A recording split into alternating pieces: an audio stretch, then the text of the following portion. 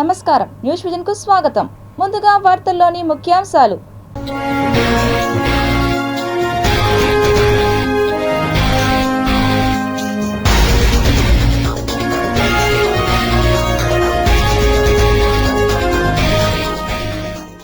పురాతన తవ్వకాల్లో బయటపడ్డ మట్టి కుండలు, తెరచి చూడగా కళ్ళు జిగేల్. రేపు లోక్సభ ముందుకు వక్ఫ్ బిల్లు, ప్రతిపక్ష పార్టీల అభ్యంతరం.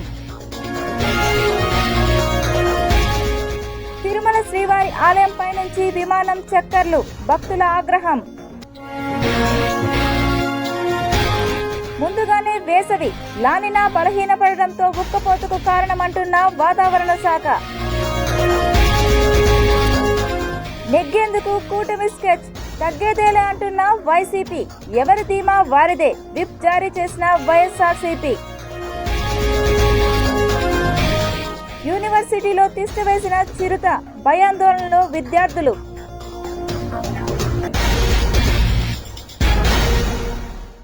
ఫిబ్రవరి 3వ తేదీన సోమవారం జరగనున్న తిరుపతి నగరపాలక సంస్థ ఉప మేయర్ ఎన్నికపై సర్వత్రా ఉత్కంఠ నెలకొన్న నేపథ్యంలో పటిష్ట బందోబస్తు ఏర్పాటు చేసింది ప్రభుత్వం. తిరుపతి ఎస్వి యూనివర్సిటీ సెనేట్ హాల్లో ఏర్పాట్లను మున్సిపల్ అధికారులు చేస్తున్నారు. ఇందుకు తిరుపతి జిల్లా జాయింట్ కలెక్టర్ సారథ్యం వహిస్తున్నారు. ఎటువంటి పొరపాట్లు జరగకుండా సీసీ కెమెరాలు మరియు భద్రతా ఏర్పాట్లను దగ్గరుండి అధికారులు పర్యవేక్షిస్తున్నారు. వైసీపీ పాలనలో జరిగిన మున్సిపల్ ఎలక్షన్స్లో ఒక్క డివిజన్ మినహాయించి 49 డివిజన్లో వైకాపా కార్పొరేటర్లు విజయం సాధించారు. అందులో ఒక డివిజన్ టీడీపీ గెలుచుకుంది. రాష్ట్రంలో కూటమి పాలన రావడంతో డిప్యూటీ మేయర్గా ఉన్న భూమన అభినయ్ రెడ్డి రాజీనామా చేశారు. దీంతో ఉప మేయర్ సీటు భర్తీ చేసేందుకు ఆదివారం SV university main building senate hall నందు అధికారులు ఎన్నిక నిర్వహణలో భాగంగా ఏర్పాట్లు చేస్తున్నారు. వన్యప్రాణుల సంచారం యూనివర్సిటీ విద్యార్థులను ఆందోళనకు గురిచేస్తోంది. ఎస్వి యూనివర్సిటీలో చిరుత సంచారం కలకలం రేపింది. తాజాగా క్యాంపస్ ఆవరణలో కుక్కను వేటాడి చిరుత ఎత్తుకెళ్లింది. దీంతో యూనివర్సిటీ విద్యార్థులు, సిబ్బంది, స్కాలర్స్, హాస్టల్ సిబ్బంది భయాందోళనకు గురవుతున్నారు. అయితే గత నెల రోజులుగా యూనివర్సిటీలో చిరుత కదలికలు ఉన్నాయంటూ ఫ్లెక్సీలు అక్కడ ఏర్పాటు చేశారు. ప్రధానంగా లైబ్రరీ వెనుక వైపు, అలానే వేద విశ్వవిద్యాలయం పరిసర ప్రాంతాలలో సంచరిస్తున్నట్లు అటవీ అధికారులు ధృవీకరించారు. ఈ నేపథ్యంలో ప్రత్యేకంగా చిరుతను గుర్తించేందుకు ట్రాప్ కెమెరాలు ఏర్పాటు చేశారు ఫారెస్ట్ అధికారులు. ఇక తిరుమలలో కూడా చిరుత సంచారం కలకలం రేపిన విషయం తెలిసిందే. చిరుత సంచారం భక్తులను మరోసారి భయాందోళనకు గురిచేస్తోంది. తిరుమల శిలాతోరణం వద్ద సాయంత్రం చిరుత సంచరిస్తున్నట్లు భక్తులు గుర్తించారు. ఈ క్రమంలో వెంటనే టీటీడీ అటవీశాఖ అధికారులకు సమాచారం అందించారు. అయితే ప్రస్తుతం సర్వదర్శన టోకన్ల క్యూలైన్ సమీపంలోని అటవీ ప్రాంతంలోనే చిరుత సంచరిస్తున్నట్లు తెలుస్తోంది. దీంతో భక్తులు ఆందోళనకు గురవుతున్నారు. ఈ నేపథ్యంలో తిరుమలకు వచ్చే భక్తులను టీటీడీ అప్రమత్తం చేసింది. జాగ్రత్తగా ఉండాలని హెచ్చరించింది. ఆంధ్రప్రదేశ్ రాష్ట్రంలో చంద్రబాబు నాయుడు చేస్తున్న అరాచకాలకు అవధులు లేకుండా ఆకాశమే హద్దులా వ్యవహరిస్తున్నారని కూటమి ప్రభుత్వ నాయకుల తీరుపై వైకాపా ఉమ్మడి చిత్తూరు జిల్లా అధ్యక్షులు భూమన కరుణాకర్ రెడ్డి మండిపడ్డారు. రేపు ఈ నీచపు పోకడలన్నీ చూసినటువంటి తిరుపతి ప్రజలు ఇప్పటికే చంద్రబాబు గారి పాలన మీద రాష్ట్రమంతా వ్యతిరేకంగా ఉన్నారు. ఇలాంటి గబ్బు చేష్టలు చేస్తే మరింత వ్యతిరేకము తెచ్చుకుంటారు. మీ పార్టీ నాయకులకే నష్టం. రేపు ఎన్నికలు జరిగినా కూడా నష్టపోయేది వీళ్ళు స్థానిక నాయకులు. మీరు లోకేష్ దగ్గర మార్కులు కొట్టుకుంటారు. అన్నా సత్యన్న బ్రహ్మాండంగా చేసినావని తమ్ముళ్ళందరూ నాశనం అయిపోతారు. ఇక్కడ పార్టీలో కొనారెళ్ళిపోయేటువంటి పరిస్థితి వస్తుంది. సత్యప్రసాద్, నువ్వు ఇలాంటి రాజకీయాలు చేస్తున్న ఇప్పటికే ఆంధ్రజ్యోతి పత్రిక నీవు ఎలాంటి వాడివి అన్నది నగ్నంగా రోడ్డులు నిలబెట్టింది నిన్ను. రేపు నీ నియోజకవర్గంలో పరిస్థితి కూడా అంతే. మావోడు ఏంది ఒట్టి పేకాటలకే పరిమితం అనుకున్నామే, మావాడు పేకాటలను మించి ఇంకా చాలా చాలా చేష్టలు ఉన్నాయి ఇతనికి అని ఆంధ్రజ్యోతి పత్రిక రాసింది. తిరుపతిలో కూడా ఇంత నీచపు రాజకీయాలకి తెరతీసినాడా అని మీ నియోజకవర్గంగా ప్రజలు కూడా మిమ్మల్ని అసహించుకుంటారు. ధైర్యంగా ఉండమని వైఎస్ఆర్ కాంగ్రెస్ పార్టీ కార్పొరేటర్లకందరికీ విజ్ఞప్తి చేస్తున్నాం. మేం పోరాటం చేస్తాం. మీ బెదిరింపులకు లొంగేవాళ్ళు ఉంటే ఉండవచ్చు కానీ అక్కడికి మీ దగ్గరికి వచ్చిన వాళ్ళందరూ కూడా అన్నా ఇంత నీచంగా మమ్మల్ని లోబర్చుకుంటున్నారు. భయపడిపోయి మమ్మల్ని అందరినీ కూడా ఇంకా చంపటం ఒక్కటే తరువాయి అన్ని రకాలైనటువంటి హింసలు, మానసిక క్షోభలు పెడుతున్నారు అని వాళ్ళు ఫోన్లు చేసి ఏడుస్తూ మాకు చెప్తున్నారంటే ఇంత నీచమైన రాజకీయం అవసరమా తెలుగుదేశం పార్టీ కూటమి ప్రభుత్వానికి? ఈ రాజకీయాలు చేయటానికా మీకు అధికారం ఇచ్చింది? ఇళ్ళు కూలగొడుతున్నారు, అపార్ట్మెంట్లు కూలగొడుతున్నారు, కూలగొడతామని బెదిరిస్తున్నారు, రేపు ఓటింగ్కే రానివ్వమని పోలీసు వాళ్ళనందరినీ కూడా రేపు మీరు వాడిని అరెస్ట్ చేయకపోతే, వీడిని అరెస్ట్ చేయకపోతే మీ కథ చూస్తామని పోలీసు వాళ్ళని కూడా బెదిరిస్తున్నారు. ఏమండి ఇదా లోకేష్ గారు, ఇదా మీరు నేర్పుతున్నటువంటి పాఠం? టీటీడీ బోర్డు ఎక్స్ అఫీషియా సభ్యునిగా దేవాదాయ శాఖ కమిషనర్ ప్రమాణ స్వీకారం చేశారు. టీటీడీ ధర్మకర్తల మండలి ఎక్స్ అఫీషియా సభ్యునిగా దేవాదాయ శాఖ commissioner FAC Shri K Ramachandramohan ఆదివారం తిరుమల శ్రీవారి ఆలయంలో ప్రమాణ స్వీకారం చేశారు. టీటీడీ అదనపు ఈవో సిహెచ్ వెంకయ్య చౌదరి వీరితో ప్రమాణ స్వీకారం చేయించారు.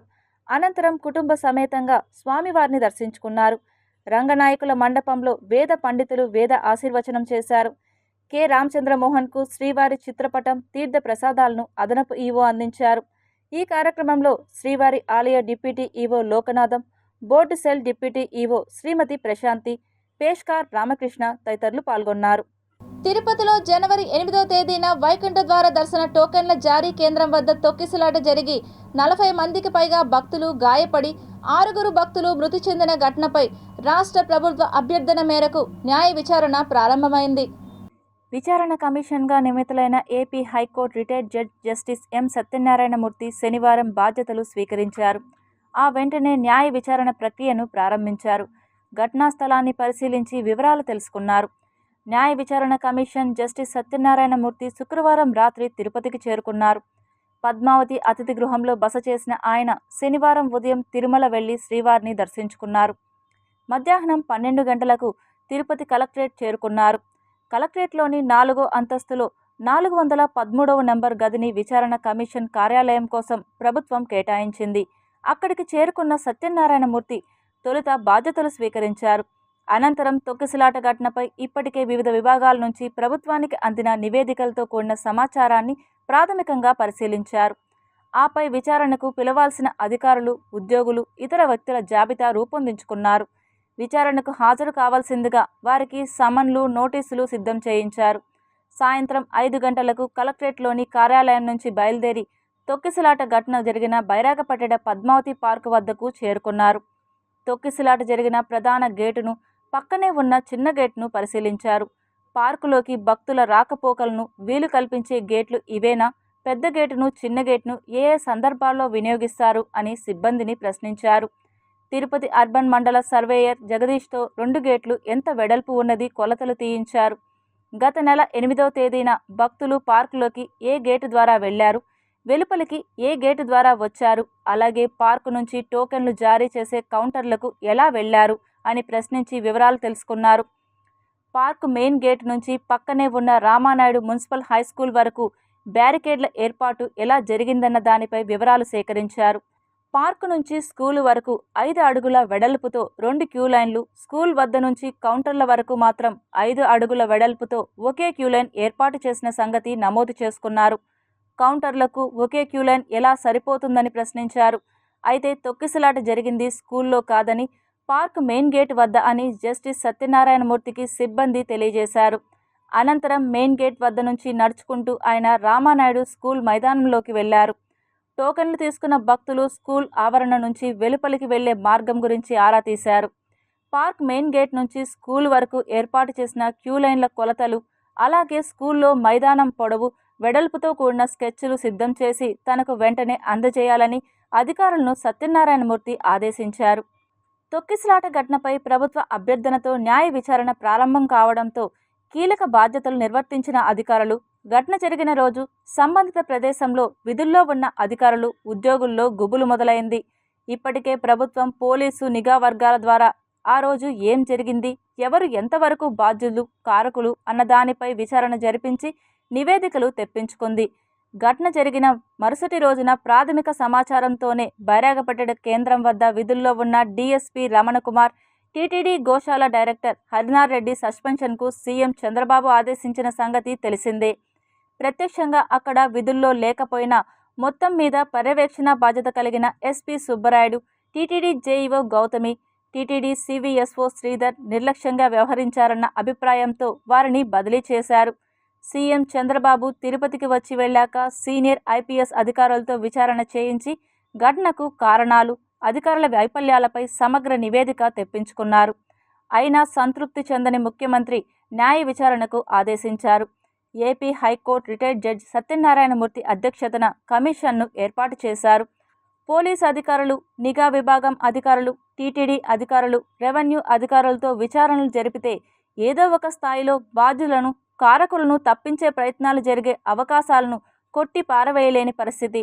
అయితే హైకోర్టు రిటైర్డ్ జడ్జితో న్యాయ విచారణ మొదలు కావడం, కమిషన్ అధికారులను దూరంగా పెట్టడంతో తొక్కిసలాట ఘటన జరిగిన రోజున విధుల్లో ఉన్న అధికారులు, ఉద్యోగుల్లో కలవరపాటు మొదలవుతోంది.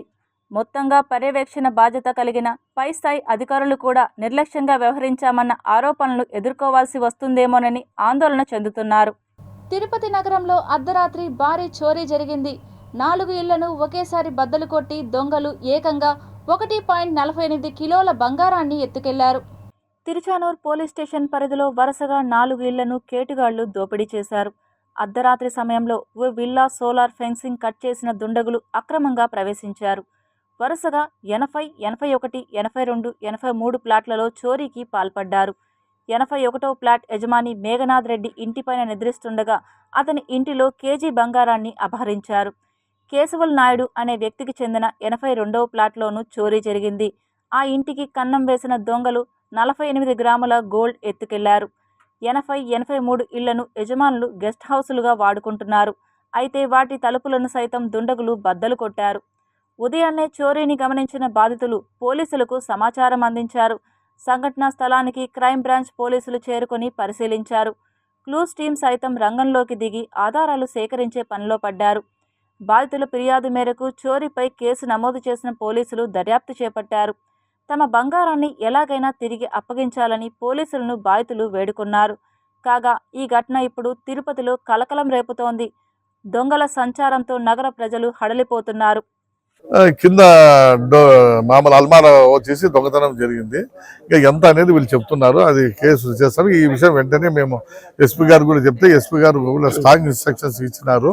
తప్పకుండా మీరు వీళ్ళకి సీసీ ఫుటేజ్లు, టవర్ డంప్స్ అంతా చూసేసి పార్టీలను పంపించి ఇది ఎటువంటి పరిస్థితుల్లో కనిపెట్టాలని చెప్పారు. మేము కూడా పార్టీలు చేసినాము, ఆ పని మీద ఉన్నాము. ఇంకా మిగతా విశేషాలు ఇంకా మనకు తెలియడం లేదు. ఇది మామూలు ఇద్దరు సీసీ ఫుటేజ్లో కనబడినారు. ఇది మాస్క్ వేసుకున్నారు కాబట్టి ఇంకా దీన్ని చేస్తున్నాము. ఈ ఫింగర్ ప్రింట్స్ స్క్వాడ్ వచ్చింది, ఫింగర్ ప్రింట్స్ వాళ్ళు వచ్చారు, డాగ్ స్క్వాడ్ కూడా వచ్చింది. దీని మీద ఎస్పీ గారి ఇన్స్ట్రక్షన్స్ తీసుకొని ఇంకా ఫర్దర్ ఇన్వెస్టిగేషన్ చేస్తాం. 50 లక్షలు మీరు దొంగతనం జరిగింది. 50 లక్షలని కాదు, ఇంకా వాళ్ళకి ఇవ్వలేదు మాకు.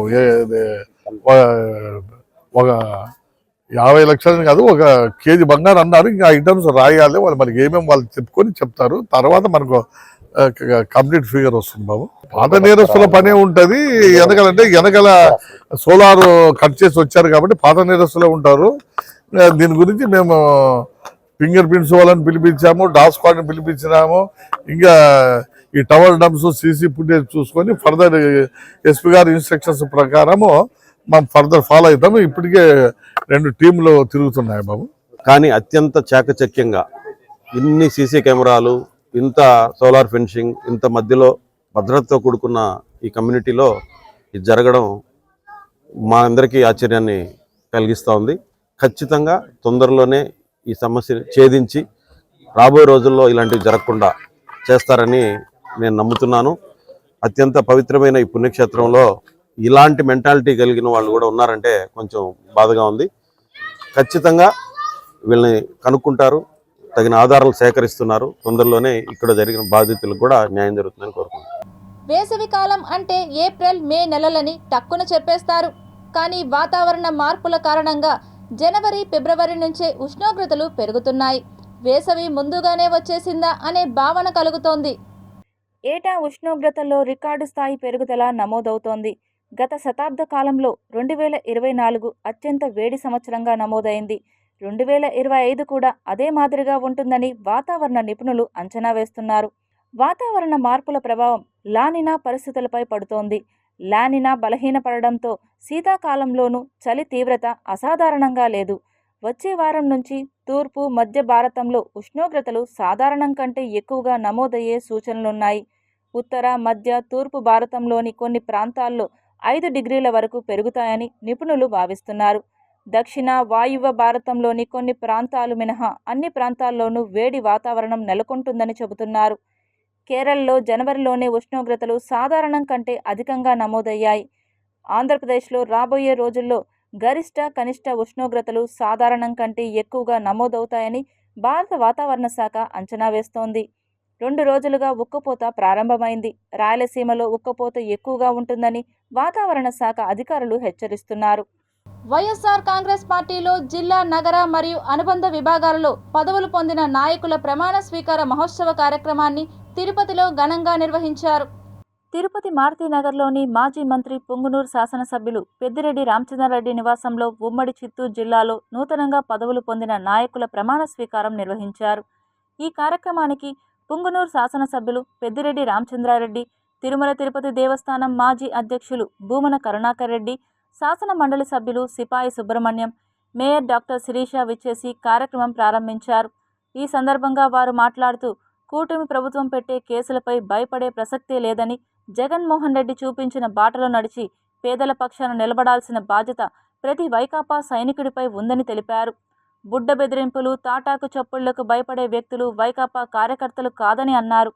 పదవి పొందిన నాయకులు బాధ్యతగా వ్యవహరించి పార్టీ కార్యకర్తలను కలుపుకొని ఆంధ్ర రాష్ట్రంలో జగన్మోహన్ రెడ్డిని ముఖ్యమంత్రి చేసే దిశగా ప్రతి వ్యక్తి ఒక సైనికుడిలాగా పనిచేయాలని సూచించారు.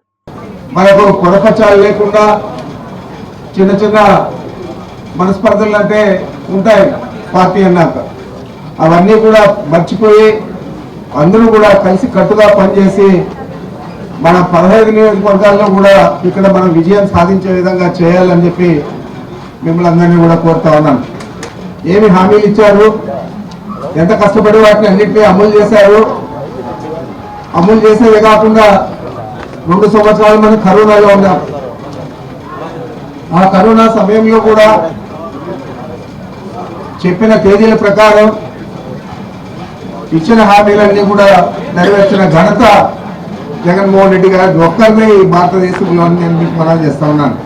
మనమందరము కూడా మనలో మనము చిన్న విభేదాలు కూడా లేకుండా ఐకమత్యంతో పార్టీని ఏకత్రాటి మీద నడిపించి మన పార్టీకి కావలసినంత కార్యకర్తల బలమున్నది. మన పార్టీకి దేశంలోనే ఎవ్వరికీ లేనంత ధైర్యమున్న నాయకుడున్నాడు. ఆ సమన్వయంతో వెళ్ళవలసినటువంటి అవసరం ఉన్నది. ఒక అద్భుతమైనటువంటి పాలన సాగించినటువంటి ధీరోదాత్త నాయకుడు ఒకవేళ ఓడిపోయి ఉండవచ్చును, కానీ మనం ఈ దేశంలో కాదు ప్రపంచంలోనే పేద ప్రజల కోసమని ఇన్ని సంక్షేమ కార్యక్రమాల్ని నిర్వహించినటువంటి గొప్ప వ్యక్తి జగన్మోహన్ రెడ్డి గారు మాత్రమే. ఇక్కడ ఉన్నటువంటి తిరుపతి జిల్లా తూర్పు మండలాలకు జీవనదిగా ప్రవహిస్తున్న అన్నదాతల పాలిట కల్పవల్లిగా ఉంటున్న స్వర్ణముఖి నదిలో ఇసుకను కూటమి నాయకులు రాత్రి పగలు అనే తేడా లేకుండా తోడేస్తున్నారు. తవ్వుకున్నోడికి తవ్వుకున్నంత అన్నట్టు రేణిగుంట మండలంలో ఇసుక మాఫియా పేటరేగిపోతోంది. స్వర్ణముఖి నది పక్కనే ఉన్న డీకేటీ భూములు, పట్టా భూముల నుంచి సులభంగా డబ్బులు సంపాదించొచ్చని ఇసుకాసురులు రైతుల నుంచి భూములు లీజుకు తీసుకుంటున్నారు. అక్కడ నిర్ణీత లోతు 4 నుంచి 8 అడుగుల లోతు వరకు ఇసుక ఎత్తుకోవచ్చని అధికారులు చెబుతుంటే ఇక్కడ మాత్రం సుమారు 30 అడుగుల వరకు తవ్వేస్తున్నారు. మండలంలోని తండ్లం, వెంకటరెడ్డి కండ్రిగ, గాజుల మండ్యం, పిల్లపాలెం, జీపాలెం సమీపంలోని భూములను చూస్తే చెరువుల్లా మారిన పట్టా భూములు కనిపిస్తాయి. ప్రస్తుతం 3 రోజుల నుంచి జీపాలెం సమీపంలోని స్వర్ణముఖి నదిలో విచ్చలవిడిగా ఇసుక అక్రమ అమ్మకాలు సాగిస్తున్నారు. నదిలో ఒక ట్రాక్టర్ ఇసుక 1400 నుంచి 2000 వరకు పలుకుతుంది. వాటిని అమ్ముతూ సొమ్ము చేసుకుంటున్నారు. అధికారులు సైతం వెళ్లేందుకు సాహసం చేయడం లేదు. ఇదే ప్రదేశంలో గతంలో ఇసుక ఎత్తేయడంతో ఏర్పడిన గుంతల వలన 3 చిన్నారులు గుంతల్లో పడి మృత్యువాత పడ్డారు. అప్పుడు ఇదే నియోజకవర్గ నాయకుడు ఇసుక అక్రమ తవ్వకాల వల్లే 3 చిన్నారులు మృతి చెందారని ఆరోపించారు. కానీ ఇదే నాయకుడు ఇప్పుడు అదే ప్రదేశంలో ఇసుక అక్రమ తవ్వకాలు సాగిస్తుండడం గమనార్హం. ఇసుక అక్రమ రవాణాను అడ్డుకొని స్వర్ణముఖి నదిని కాపాడాలని స్థానిక రైతులు కోరుతున్నారు. ఇసుక రీచుల్లో పూర్తిగా మనుషుల ద్వారా ఇసుకని ట్రాక్టర్లతో లోడ్ చేయాల్సింది వదిలేసి ఇక్కడ కొట్రమండలం నుంచి కురకాల వరకు కూడా ఏర్పేడు, రేణిగుంట అన్ని మండలాల్లో జేసీబీలతో కొంతమంది సిండికేట్గా ఏర్పడి ఇసుకను యథేచ్ఛగా అమ్ముతున్నారని చెప్పి ఇన్ఫర్మేషన్ ఉంది. కాబట్టి అధికారులు దీని మీద పూర్తిగా స్పందించాల్సిన అవసరం ఉంది. ఆర్ఐలు అదేవిధంగా వీఆర్ఓలు ఏం చేస్తున్నారు, జేసీబీలతో పనిచేస్తూ ఉంటే మనుషులకు పని లేకుండా ఈరోజు జేసీబీలతో ఒక సిండికేట్ లాగా ఏర్పడి వ్యాపారంగా చేస్తున్నారు. కాబట్టి దీన్ని తహసీల్దార్ గారు పట్టించుకోవాలని చెప్పేసి ఇన్ని అడుగుల దాకా తీయాలని చెప్పేసి ఈ మన అందరూ కూడా ఈ ఉంది, ఆ సిస్టమ్ కూడా ఉంది. కానీ ఈరోజు చూస్తుంటే ఎన్నో అడుగులకు తీయేస్తున్నారు. భూగర్భ జలాలన్నీ కూడా అట్టడిగిపోతుంది. గతంలో ఈ మునగలపల్లి గ్రామంలో రైతులందరూ కూడా పంట పొలాలకు నీళ్లు లేకుండా భూగర్భ జలాలు ఎండిపోతున్నాయని చెప్పేసి వాళ్ళందరూ కూడా పోలీస్ స్టేషన్ దగ్గర ఏర్పడి పోలీస్ స్టేషన్ దగ్గర పోయి ధర్నా చేసి దీన్ని అరికట్టండి అని చెప్పే సందర్భంలో లారీ యాక్సిడెంట్లో 10 మంది అమరులు అయినారు. అయినా అప్పట్లో వచ్చి తూతుతో మాత్రంగా వచ్చి అక్కడ అరికట్టే విధంగా చెప్పేసి వెళ్ళినటువంటి అధికారులు ఆ రోజు నుంచి ఈ రోజు దగ్గర ఇది ఒక సిండికేట్గా, ఒక మాఫియాలాగా ఈ ఇసుక దందా జరుగుతూ ఉంది. దీనిపైన ఇక్కడ ఉన్నటువంటి ట్రైన్ కూడా తహసీల్దార్ కావచ్చు, అదేవిధంగా ఏర్పేట మండలంలో ఉన్నటువంటి తహసీల్దార్ గారు కావచ్చు, మీరందరూ చర్యలు తీసుకొని వెంటనే ఈ యొక్క మాఫియాని అరికట్టాలని చెప్పేసి మేము ప్రజల తరపున డిమాండ్ చేస్తున్నాం. కలియుగ దైవం తిరుమల శ్రీవారిని దర్శించుకునేందుకు దేశం నలుమూల నుంచే కాకుండా విదేశీయులు సైతం సందర్శిస్తుంటారు. ఎంతో ఖ్యాతి ఉన్న తిరుమల శ్రీవారి ఆలయంపై ఇటీవల విమానాలు చక్కర్లు కొట్టడం చర్చనీయాంశంగా మారింది. మరోసారి ఆలయ గోపురంపై నుంచి విమానం చక్కర్లు కొట్టింది. కాగా ఆగమ శాస్త్రాల నిబంధనల ప్రకారం శ్రీవారి ఆలయంపై నుంచి రాకపోకలు నిషిద్ధం. రాకపోకలు సాగిస్తే ఆపదలు సంభవిస్తాయని ఆగమ పండితులు టీటీడీకి సూచించారు. దీనిపై టీటీడీ పలుమార్లు కేంద్రానికి ఫిర్యాదు కూడా చేసింది. శ్రీవారి ఆలయంపై విమానాల రాకపోకలు నిషేధించాలని, ఆ ప్రాంతాన్ని నో ఫ్లై జోన్గా ప్రకటించాలని కోరింది. అయితే టీటీడీ ఎన్నిసార్లు ఫిర్యాదు చేసినా కూడా కేంద్ర విమానయాన శాఖ పట్టించుకోకుండా అలసత్వం వహిస్తుంది. ఈ వ్యవహారంపై శ్రీవారి భక్తులు ఆగ్రహం వ్యక్తం చేస్తున్నారు. శ్రీవారి భక్తుల మనోభావాలు దెబ్బతినేలా వ్యవహరిస్తున్న కేంద్రం తీరుపై భక్తులు అభ్యంతరం వ్యక్తం చేస్తున్నారు. తిరుపతి స్థానిక దర్శన టికెట్ల జారీలో మార్పులు చేసింది టీటీడీ పాలక మండలి. ఈ నెల 4వ తేదీ రథసప్తమి కారణంగా ఫిబ్రవరి నెలలో 2వ మంగళవారం స్థానికులు దర్శనం కల్పిస్తున్నారు టీటీడీ పాలక మండలి అధికారులు. ఈ నెల 4వ తేదీకి బదులుగా 11వ తేదీన స్థానిక దర్శనం కల్పించనున్నారు టీటీడీ అధికారులు. ఇక ఈ నెల 9వ తేదీన స్థానిక దర్శనం భక్తులకు టోకన్లు జారీ చేయనుంది టీటీడీ. కాగా తిరుమలలో 6 కంపార్ట్మెంట్లలో భక్తులు వేచి ఉన్నారు. అలాగే టోకన్ లేని భక్తులకు సర్వదర్శనంకు 8 గంటల సమయం పడుతోంది. నిన్న ఒక్కరోజే తిరుమల శ్రీవారిని 80,871 మంది భక్తులు దర్శించుకున్నారు. 24,257 మంది భక్తులు తలనీలాలు సమర్పించారు. అలాగే హుండీ ఆదాయం 3.78 కోట్లుగా నమోదయ్యింది. సిపిఐ పార్టీ స్థాపించి 100 సంవత్సరాలు పూర్తి అయిన సందర్భంగా సిపిఐ నేతలు స్థానిక ఆటోనగర్లో సంబరాలు చేసుకున్నారు. సిపిఐ జిందాబాద్, భూ పోరాటాలు వర్ధిల్లాలి అంటూ నినాదాలు చేశారు. ఈ సందర్భంగా ఆ పార్టీ రాష్ట్ర కార్యవర్గ సభ్యులు రామానాయుడు మాట్లాడుతూ ఈ నెల ఫిబ్రవరి 5వ తేదీ నుండి ఇంటింటికి అధికారులు వచ్చి ఇళ్ల స్థలాలు లేని వారి పేర్లను నమోదు చేసుకుంటారని తెలియజేశారు. ఈ శత జయంతి ఉత్సవాలలో సిపిఐ నేతలు జిల్లా కార్యదర్శి మురళి, కార్యవర్గ సభ్యులు చిన్నం పెంచులయ్య, నగర కార్యదర్శి విశ్వనాథ్, ఏఐటియుసి జిల్లా కార్యదర్శి రాధాకృష్ణ, గుజ్జిరి సంఘం నాయకులు అల్లా బక్షులతో పాటు సిపిఐ కార్యకర్తలు, నగర ప్రజలు పాల్గొన్నారు.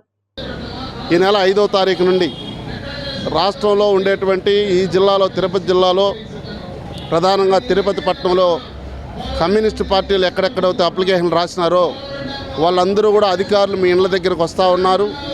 మీరందరూ ఇళ్ళ దగ్గర ఉండి అప్లికేషన్లన్నీ కూడా జాగ్రత్తగా ఫిలప్ చేసుకొని పేదోడికి ఇంటి స్థలం ఇచ్చేంత వరకు కమ్యూనిస్టు పార్టీ ఎర్ర జెండా వాళ్ళకు అండగా నిలబడుతుంది. పేద ప్రజలు కూడా ఆ పద్ధతిలో ఉండాలి. రాష్ట్ర ప్రభుత్వం ప్రకటించిన ప్రకటన కాకుండా ఈవేళ ఆచరణలో పెట్టే విధంగా ఈవేళ కింద స్థాయికి గ్రామాల్లో ఉన్నటువంటి వార్డులు, విఆర్ఓలు, ఆర్ఐలు మొత్తం కూడా ప్రతి ఇంటికి ఇల్లు లేనటువంటి ప్రతి ఒక్కరిని వెరిఫికేషన్ చేసి న్యాయబద్ధమైనటువంటి వాళ్ళకందరికీ ఇంటి స్థలాలు ఇవ్వాలని చెప్పేసి అని సిపిఐగా డిమాండ్ చేస్తున్నాం. క్రీడలు మానసిక ఉల్లాసాన్ని పెంపొందిస్తాయని, చిన్నారుల్లో దాగి ఉన్న సృజనాత్మక శక్తి వెలికి తీసేందుకు క్రీడలు ఎంతగానో దోహదపడతాయని నెహ్రూ యువజన కేంద్రం జిల్లా అధికారి ప్రదీప్ జ్ఞానేశ్వరరెడ్డి పేర్కొన్నారు. తిరుపతి ఎయిర్ బైపాస్ రోడ్లోని యూత్ హాస్టల్లో యువజన కేంద్రం విభాగం ఆధ్వర్యంలో పలు క్రీడలను నిర్వహించారు. లెమన్ స్పూన్, కుర్చీలాట, టెన్నిస్, ఫుట్బాల్, పలు రకాల ఆటలలో విన్నర్, రన్నర్లుగా నిలిచిన వారికి ప్రశంసా పత్రాలు అందజేశారు. ఈ సందర్భంగా వారు మాట్లాడుతూ క్రీడలు ఆడేందుకు వయసుతో సంబంధం లేదని, ఆటలు ఆడటం ద్వారా మానసిక ఉల్లాసం, మేధాశక్తి పెంపొందుతుందని, శారీరకంగా దృఢంగా ఉన్నప్పుడే అన్ని రంగాలలో రాణించేందుకు వీలు పడుతుందని అన్నారు. ప్రతి ఒక్కరూ క్రీడలపై ఆసక్తి పెంచుకొని క్రీడా రంగంలో విజేతలుగా నిలిచి ఉన్నత శిఖరాలు అధిరోహించాలని ఆకాంక్షించారు. ఈ కార్యక్రమాన్ని యొక్క ముఖ్య ఉద్దేశం ఏంటంటే ప్రజల్లోని అలాగే ముఖ్యంగా యువతలోని క్రీడా స్ఫూర్తిని పెంపొందించేందుకు ఈ కార్యక్రమాన్ని నిర్వహిస్తున్నాం. ఈ కార్యక్రమానికి మనకి మహర్షి అభ్యుదయ సేవా సంస్థ వారు శ్రీ జ్ఞానశేఖర్ రెడ్డి గారు ప్రత్యేకమైన తోడ్పాటును మన అందరికీ అందించడం జరిగింది నెహ్రూ యువ కేంద్ర చిత్తూరుకి. సో ఈ కార్యక్రమానికి విచ్చేసిన క్రీడాకారులకి, అతిథులు అందరికీ కూడా మరొకసారి అందరికీ ధన్యవాదాలు తెలుపుకుంటూ మరిన్ని క్రీడా కార్యక్రమాలు కూడా మేము ఈ భవిష్యత్తులో నిర్వహించడానికి మేము ముందుంటామని చెప్పి తెలియజేస్తూ ఈ అవకాశం ఇచ్చిన జ్ఞానశేఖర్ రెడ్డి గారికి అలాగే యూత్ హాస్టల్ యాజమాన్యం మోహన్ రెడ్డికి అందరికీ కూడా మరొకసారి ధన్యవాదాలు తెలుపుకుంటూ సెలవు తీసుకుంటాం. యువతను అభివృద్ధిపరచాలని, యువతలో ఉన్నటువంటి నైపుణ్యాన్ని వెలికి తీయాలనే ఉద్దేశంతో ఈ క్రీడా కార్యక్రమాలు నిర్వహిస్తుంటాం. అందులో భాగంగానే ఈరోజు యూత్ హాస్టల్లో మన క్రీడా కార్యక్రమాలు నిర్వహించడం జరిగింది. షటిల్, బ్యాడ్మింటను, అదేవిధంగా volleyball, lemon and spoon, musical chairs కార్యక్రమాలు నిర్వహించి వీరిలో ఎవరైతే ఉత్తీర్ణులైనారో వాళ్ళకందరికీ కూడా బహుమతులను మన నెహ్రూ యువ కేంద్ర కోఆర్డినేటర్ ప్రదీప్ కుమార్ గారు, అదేవిధంగా ఇక్కడికి వచ్చినటువంటి అతిథుల చేతుల మీదుగా వారికి అందించడం జరుగుతుంది. ఈ కార్యక్రమానికి విచ్చేసినటువంటి క్రీడాకారులకు అందరికీ కూడా హృదయపూర్వక నమస్కారాలు. ఆంధ్ర రాష్ట్రంలో ఎన్నికలకు ముందు కూటమి ప్రభుత్వ నాయకులు అంగన్వాడీలకు సముచిత స్థానం కల్పించి కనీస వేతనాలు చెల్లిస్తామని చెప్పిన నాయకులు ఆ ఊసే మర్చిపోయారని ఐఎఫ్టియు నాయకులు ఆగ్రహం వ్యక్తం చేశారు. ఆంధ్ర రాష్ట్రంలో 387 ఐసిడిఎస్ ప్రాజెక్టులుంటే ఒకే ఒక్క ప్రాజెక్టు తిరుపతిలో ఉన్నటువంటి రాష్ట్రీయ సేవా సమితి ఒక ఎన్జిఓగా నడుపుతున్నారు. కానీ ఇందులో అనేక అవకతవకలు, లోపాలు ఉన్నాయి. గతంలో వాళ్ళకి అనేక సందర్భాలు వాళ్ళ దృష్టికి తీసుకెళ్ళాం. వాటిని సర్దుబాటు చేసుకోవడానికి బదులు ఇష్టారాజ్యంగా వ్యవహరిస్తున్నారు. ముఖ్యంగా అక్కడ ఉన్నటువంటి సిడిపో కానీ ఒక సూపర్వైజర్ వ్యవహరిస్తున్నారు. ఇది సరైన పద్ధతి కాదు. భవిష్యత్తులో అలాగే ఉంటే మేము పెద్ద ఎత్తున ఆందోళన చేస్తామని చెప్పేసి రాస్ ప్రాజెక్టు వాళ్ళని హెచ్చరించదలుచుకున్నాం. అందరి ఉద్యోగుల పట్ల ఒకే భావనతో ఒకే విధంగా వ్యవహరించాలి. అలా వ్యవహరించడం లేదు. అపాయింట్మెంట్లో, ప్రమోషన్లలో, జీతాలు పెట్టడంలో, ఎప్పటికప్పుడు ప్రతి నెల అద్దెలు చెల్లించడంలో, బిల్లులు చెల్లించడంలో జాప్యం చేస్తున్నారు. అనేక లోపాలున్నాయి, అవకతవకలు కొనసాగుతున్నాయి. వీటిని నిరోధించిన పక్షంలో పోరాటం చేస్తామని కూడా హెచ్చరిస్తున్నాం. అంగన్వాడీ ప్రభుత్వ ఉద్యోగాలు గుర్తించాలి. కనీస వేతనం 26,000 ఇవ్వాలి. తర్వాత రిటైర్మెంట్ బెనిఫిట్ 5 లక్షలు ఇవ్వాలి. రాసు నుంచి మామూలుగా ప్రభుత్వం తీసుకోవాలి. మాది తిరుపతి రాసు ప్రైవేట్ ఆర్గనైజర్, మాది తిరుపతి గవర్నమెంట్ తీసుకోవాలి. సోమవారం లోక్సభ ముందుకు వక్ఫ్ సవరణ బిల్లు రానుంది. ఇప్పటికే ఈ బిల్లుపై ఏర్పాటు చేసిన జాయింట్ పార్లమెంటరీ కమిటీ జేపీసీ వక్ఫ్ బిల్లును ఆమోదించింది. బిజినెస్ లిస్టు ప్రకారం JPC chairman Jagdambika Pal, BJP MP Sanjay Jaiswal కలిసి వక్ఫ్ సవరణ బిల్లు 2024పై జేపీసీ రిపోర్టును హిందీ, ఇంగ్లీష్ వర్షన్లలో సభ ముందుంచనున్నారు. అంతకుముందు జనవరి 29న ముసాయిదా నివేదికను సవరించిన బిల్లును జేపీసీ ఆమోదించింది. జేపీసీ మొత్తం 14 నిబంధనల్లో 25 సవరణలతో వక్ఫ్ బిల్లు 1995కి సవరణలు చేసింది. అయితే తమ అభిప్రాయాలను, సవరణలు పరిగణలోకి తీసుకోకుండా ఏకపక్షంగా జేపీసీ మొత్తం 14 నిబంధనల్లో 25 సవరణలతో వక్ఫ్ బిల్లు 1995కి సవరణలు చేసింది. అయితే తమ అభిప్రాయాలను, సవరణలు పరిగణలోకి తీసుకోకుండా ఏకపక్షంగా జేపీసీ వ్యవహరించిందని కాంగ్రెస్తో సహా విపక్ష ఎంపీలు ఆరోపించారు. పురావస్తు తవ్వకాలు జరుగుతున్నప్పుడు మన చరిత్రకు సంబంధించిన ఆనవాళ్లు, అవశేషాలు బయటపడడం చూస్తూనే ఉంటాం. సరిగ్గా ఇలాంటి సంఘటన ఒకటి ఉత్తరప్రదేశ్లో చోటు చేసుకుంది. స్థానిక సంబల్లోని అల్లీపూర్లో దాదాపు 300-400 ఏళ్ల నాటి పురాతన నాణేలు లభ్యమయ్యాయి. గురు అమరపతి మెమోరియల్ సైట్ వద్ద బయటపడిన ఈ నాణేలలో ఒకదానిపై సీతారాములు, లక్ష్మణుని చిత్రాలు ఉన్నట్టు గుర్తించారు. ఇతర నాణేలపై కూడా వివిధ రకాల బొమ్మలు చెక్కబడ్డాయి. ఇందులో కొన్ని బ్రిటిష్ కాలం నాటివి ఉన్నాయని అధికారులు తెలిపారు. ఈ అమరపతి ఖేడా స్మారక ప్రదేశం 1920 నుంచి ఏఎస్ఐ రక్షణలో ఉంది. అలాగే సోత్ నది ఒడ్డున ఉన్న ఈ ప్రదేశంలో గతంలో సమాధి ఉండేదని, నది నీటి ప్రవాహంతో మట్టి తొలగిపోయినప్పుడు అక్కడ కొన్ని అస్థిపంజరాలు, కమండలం, రాయి కూడా కనిపించాయని స్థానికులు అంటున్నారు. సుమారు 21 మంది సాధువుల సమాధులు ఉన్నాయని, ఇటీవల ఓ అస్థిపంజరం కూడా బయటపడినట్టు తెలిపారు. అది గురు అమర్ సమాధిగా ఏఎస్ఐ రికార్డుల్లో ఉందని అన్నారు. మరోవైపు ఆ పురాతన నాణేలతో పాటు 400 ఏళ్ల నాటి మట్టి పాత్రలు కూడా లభ్యమయ్యాయట. భూభ్రమణానికి సంబంధించిన అద్భుతమైన దృశ్యాలు హాట్ టాపిక్గా మారింది. భారతీయ ఖగోళ శాస్త్రవేత్త డోర్జే అంగ్చుక్ లద్దాఖ్లో భూమి భ్రమిస్తున్న వీడియోను టైమ్ ల్యాబ్స్లో బంధించారు. హాన్లేలోని ఇండియన్ ఆస్ట్రోనామికల్ అబ్జర్వేటరీ ఇంజనీర్ ఇన్ఛార్జిగా పనిచేస్తున్న అంగ్చుక్ 24 గంటల పాటు టైమ్ ల్యాబ్స్ను ఉపయోగించి వీడియో తీశారు. ఈ మొత్తాన్ని 1 నిమిషం వీడియోగా క్రోడీకరించారు. ఇందులో భూమి ఎలా భ్రమిస్తుందో స్పష్టంగా కనిపిస్తుంది. నక్షత్రాలు నిశ్చలంగా ఉంటే భూమి పరిభ్రమిస్తూ ఉంటుందని, దీనిని వీడియోలో బంధించడానికి చాలా ఇబ్బందులు పడినట్టు అంగ్చుక్ తెలిపారు.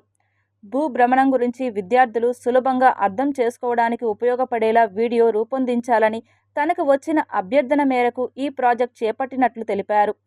లద్దాఖ్లోని విపరీతమైన శీతల పరిస్థితులు ఉండడం వల్ల వీడియో చిత్రీకరిస్తున్న 4 రాత్రుల్లో పలుమార్లు బ్యాటరీ వైఫల్యాలు, టైమర్ పనిచేయకపోవడం వంటి ఎదురు దెబ్బలు తగిలాయని, కానీ ఎలాగైనా వీడియో రూపొందించాలనే ఆలోచనతో ముందుకు వెళ్లానని అన్నారు. వార్తలు ముగించే ముందు ముఖ్యాంశాలు మరోసారి చూద్దాం.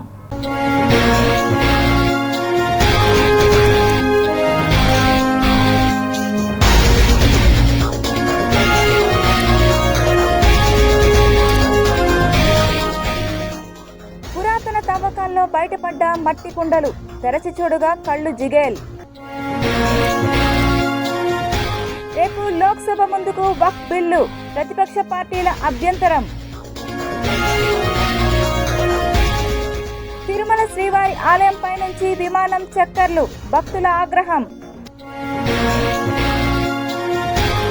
ముందుగానే వేసవి, లానినా బలహీనపడడంతో ఉక్కపోతకు కారణమంటున్న వాతావరణ శాఖ.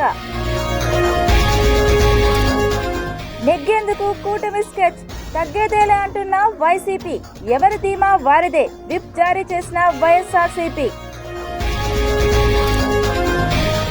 యూనివర్సిటీలో తిష్టవేసిన చిరుత, భయాందోళనలో విద్యార్థులు.